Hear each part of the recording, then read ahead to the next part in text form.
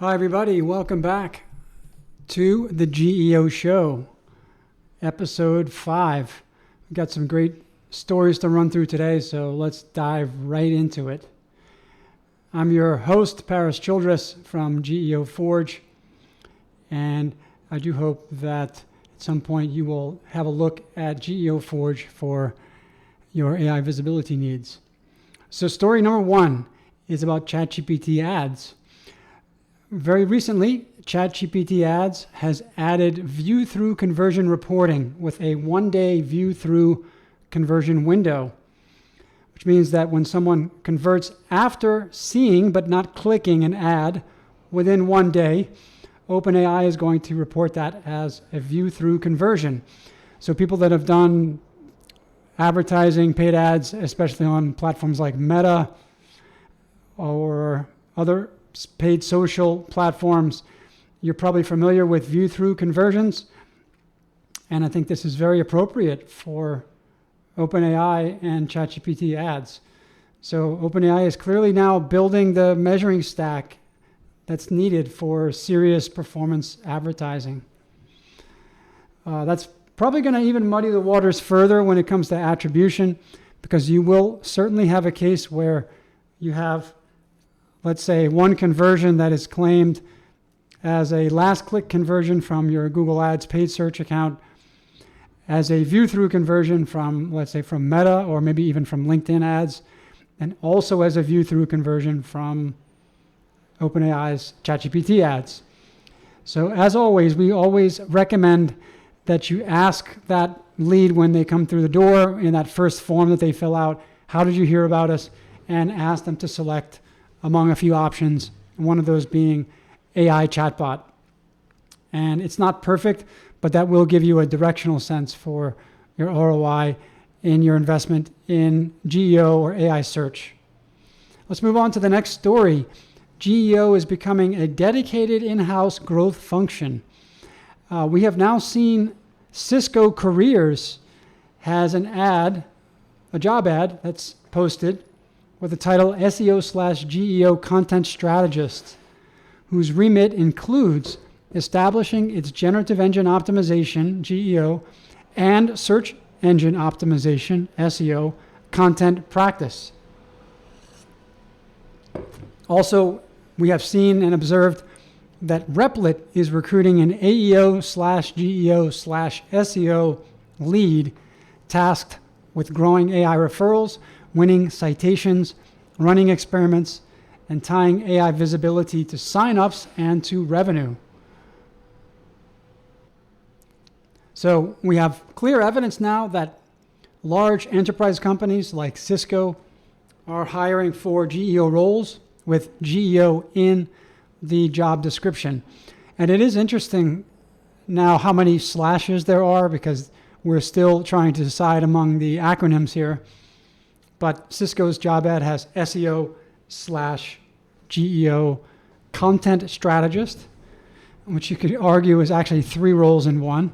And then Replit's role is AEO/GEO/SEO. So they really can't decide here, but just casting a wide net. So I think what we're going to see is that, more and more of these roles are going to be insourced.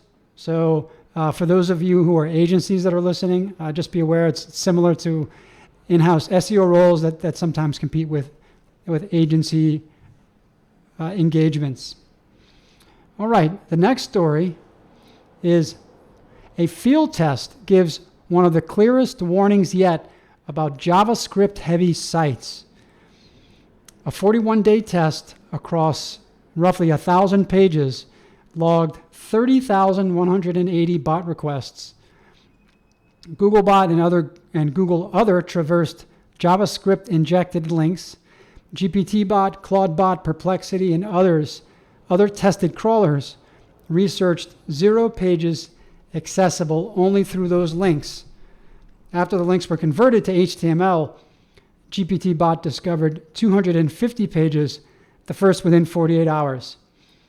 So what is this telling us? I think that this is telling us that JavaScript is not a friendly language for crawlers. both for SEO and for GEO. Now, in the SEO world, it was more or less established years ago that Googlebot could crawl and render and understand JavaScript, so that JavaScript websites and JavaScript elements on pages were not penalized in any way, or they were not at a particular disadvantage. But now I think we are resetting this in the age of GEO, and the LLM crawlers are certainly struggling to understand and to ingest JavaScript. So the advice here is, if you need to use JavaScript for the human experience, fine, but make sure that you have a non-JavaScript, an HTML page, ideally even with some JSON structured data as well in that page, so that LLM bots can crawl it and read it as well. So it almost kind of harkens to the days of double serving or cloaking in a way. But just know that if you're JavaScript only, you're going to have a tough time with GEO. On to the next story.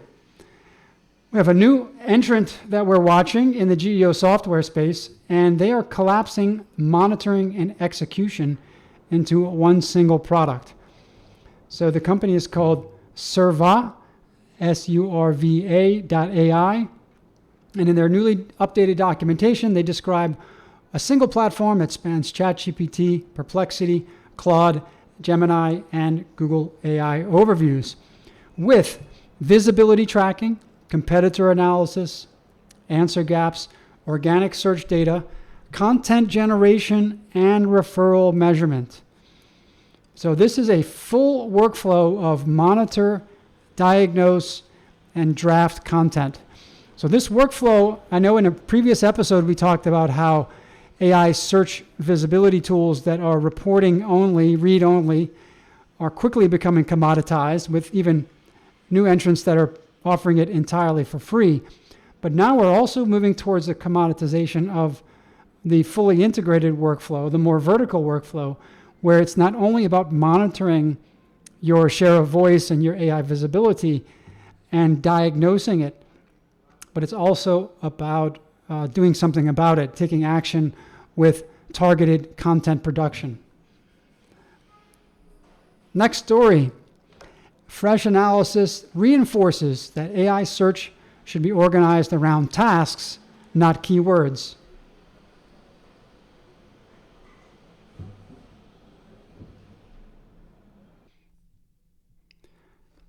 Google's own AI mode data shows that the average query is 3 times longer than a traditional search query. More than 1 in 6 US searches use voice or images, and planning-related AI mode queries have grown 80% faster than AI mode queries overall. Brainstorming queries have grown 30% faster. So a new analysis published today from Google and posted on Google's blog argues that content architecture needs to reflect those multi-step behaviors.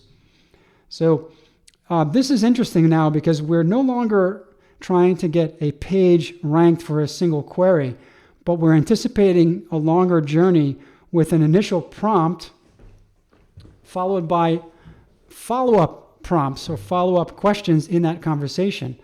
And what we want to do is try to build out assets for that entire journey, as opposed to a single page that can serve as a great landing page for a particular search query or a keyword. So content briefs should really model these sequences that go through this whole pattern, or this process of exploring, comparing, validating, and then implementation. And they ought to have, if it's going to be a full content brief, that should contain sections that are capable of independently answering the buyer's second and third and fourth questions, and so on. So that is a major shift in the way that we are planning content production. And for those who are still doing content briefs, I think that's something very important to keep in mind. The full journey, including follow-up questions and follow-up prompts. On to the next story. We have some strategic analysis from Search Engine Journal that says the real GEO opportunity set may be smaller than the keyword universe. Dwayne Dwayne Forrester from Search Engine Journal argues that AI systems collapse many phrasings of the same need into relatively small consideration sets, making "is this category still contestable" potentially more valuable than tracking dozens of semantic keyword variants. He explicitly discloses a commercial interest through citation IQ, so this should be treated as a hypothesis rather than settled evidence. That is interesting because we have also taken a stab at trying to estimate prompt volume around a particular topic or a category. And bottom line is there are no tools that do this. There are no equivalent keyword research tools that can tell you that this particular prompt or this question has been posed to ChatGPT X number of times. That doesn't exist. So what we need to do, and what we have been doing in our consulting work, is we are using keyword volume for those same topics as a proxy, keyword search volume as a proxy for prompt volume. But this research is kind of turning that assumption and that mode of operation on its head.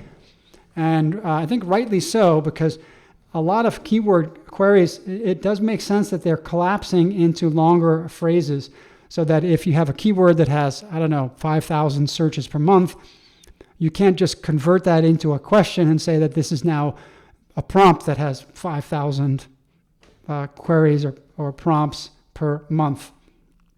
So GEO strategy really may ultimately resemble more category ownership than long-tail keyword capture.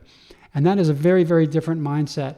Category ownership, meaning trying to figure out all the topics and problem statements around a particular category vertical, rather than doing that long-tail keyword research. All right, moving on to the next topic. At the same time, interactive tools are massively over-indexing in actual AI referral traffic.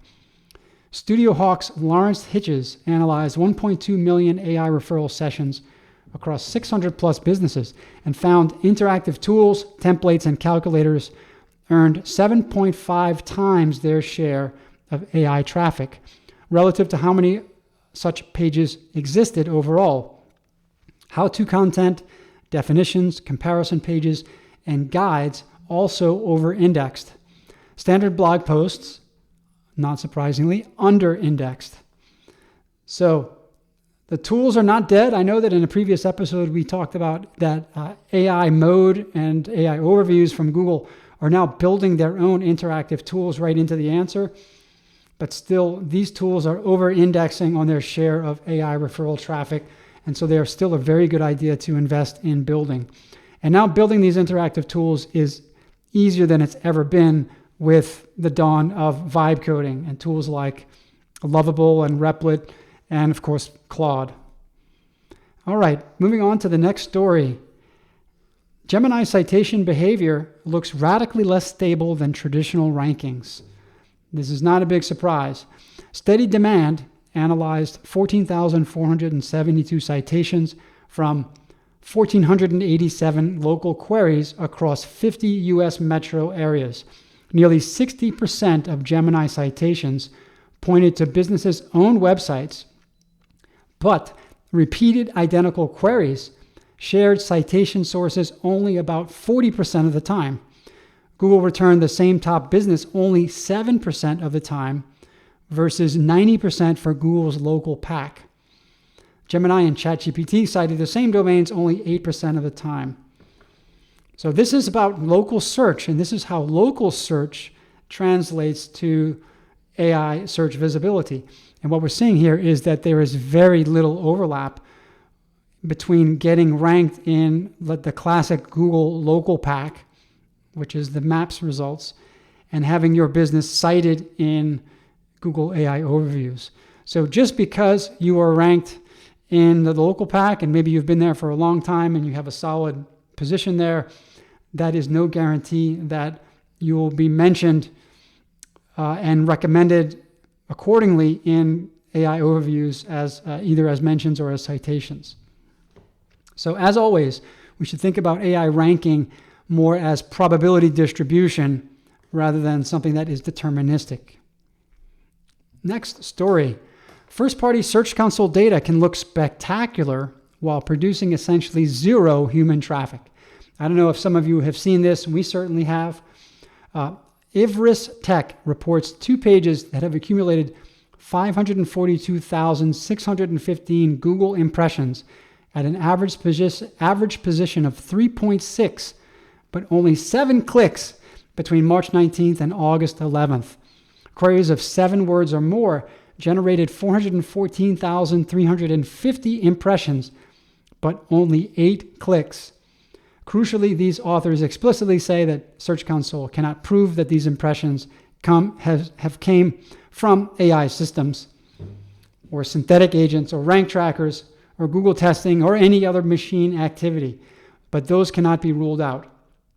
So I think what we're seeing here in this zero-click world is not only that the click-through rate from your search impressions is going down dramatically, but that the volume of impressions is now getting really muddled and inflated potentially by bot traffic and agent traffic. So for those who have reported on rising search impressions as a primary KPI for SEO, I don't think that's a trustworthy metric anymore, just because so much of those impressions are coming from bots and not from humans. All right, story number 10. A new GEO product launch shows technical AI readiness audits are commoditizing quickly. A Romanian startup called Human AI Labs launched BlindSpot, which evaluates websites against 70 deterministic criteria spanning AI crawler access, structured data, semantic clarity, citable content, authority, and trust signals. The company said its beta audits averaged 48 out of 100. Those scores and criteria have not been independently shown to cause higher AI visibility. So the audit business is similar with SEO. I think now SEO audits have really moved to AI, and it's very difficult really to package an SEO audit as a service. I believe now what this is telling us is that the same thing is true for a GEO audit. And many SEO agencies that we have seen who are making the transition from SEO services into GEO services are taking that same audit concept from SEO into GEO. And I believe that it's a mistake, actually, because I think that a GEO audit can be done very, very thoroughly, almost instantly with AI. We even have a tool that does a pretty good job of this. So I just think it's going to be very hard to charge for that and have that as kind of an initial project that precedes a long-term retainer with GEO clients. I just think that this is now part of the proposal stage where you give them, you give the prospect a full GEO audit and then try to start off right away with a long-term execution plan and a retainer. All right. Finally, the last story of the day today is that EU AI content transparency rules are now operational and no longer theoretical. It's confirmed that Article 50 of the EU AI Act has applied since August 2nd of 2026. Providers of generative systems face machine-readable marking requirements. Deployers must disclose certain deepfakes and AI-generated text on matters of public interest when it lacks human review or editorial control. Penalties can reach 15 million euro or 3% of worldwide annual turnover, depending on the violation. So 3% of worldwide annual turnover for a company like OpenAI or Anthropic is massive, massive revenues. I think that the latest number that I heard was that the run rate Anthropic's revenue, ARR, or their annual recurring revenue run rate, is now approaching about 70 billion, and they'll probably end the year at over $100 billion run rate. So 3% of that is a huge number. And that is why you're seeing that Anthropic has now come out and taken this issue seriously, and they have announced their watermarks. And I think that it has shaken up the conversation around GEO quite a bit. But I think that as long as content that is generated through AI or with the assistance of AI focuses on information gain and proprietary knowledge coming from the brand source, then I think that there will not be a penalty or a suppression whatsoever. And in fact, that content will still thrive, regardless of the degree to which it has been assisted by AI in its production. All right. That'll do it for today's episode. Thank you all for listening, and we'll see you on the next one. Bye.